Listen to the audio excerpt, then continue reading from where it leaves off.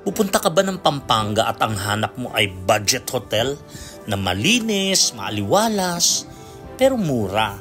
Well, ito yon, Ritz Hotel sa Diamond, Balibago. Kakadiskubre ko lang, ayan ang lobby nila. Kita niyo naman napakalinis.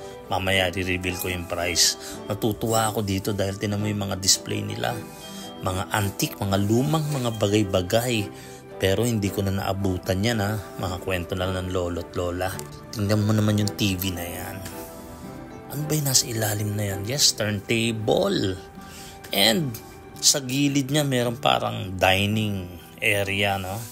Na pwede magkape. Sabi dyan daw siniserve ang breakfast. And nakita ko may collection ng motor. Mga classic na motorcycles, BMW. Ayan o, ang gaganda. Mukhang rider ang may-ari ng hotel na to. Tapos, meron pang Singer na sewing machine, di ba? Kakaiba. So, ayan. Akyat na ako sa room ko. Ang room number is 305, third floor. Malinis ang kanilang corridor. And, ayan na ang room. Buksan natin. Silipin natin. Gamitin natin ang card. Ayun. So, simple lang ang room. Maaliwalas, malinis.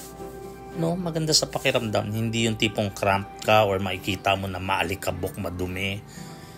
Basic stuff pero at least okay na. For the price and importante is yun nga, malinis. Yan, silipin natin yung mga bagay-bagay sa loob ng kwarto na to. Standard na may TV, aircon, tapos banyo, malinis din.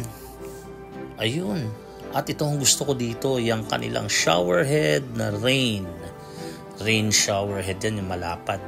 Para ka naliligo sa ulan. So, ayan ulit yung banyo. And labas ulit tayo. Ito pa, meron akong workstation. So, panalo to. Kinabukasan, eto, iniintay ko na ang kape. May free breakfast siya. Simple lang, pero aangal pa ba ako for the price? And ayan na. So, timpla-timpla tayo ng kape habang nanonood ng mga balita. And kung gusto niyo mag-book sa hotel na to, i-message nyo ako or mag-comment kayo dyan sa comment section and magsisend ako sa inyo ng link personally para ma-book nyo ang hotel na to at a discounted rate.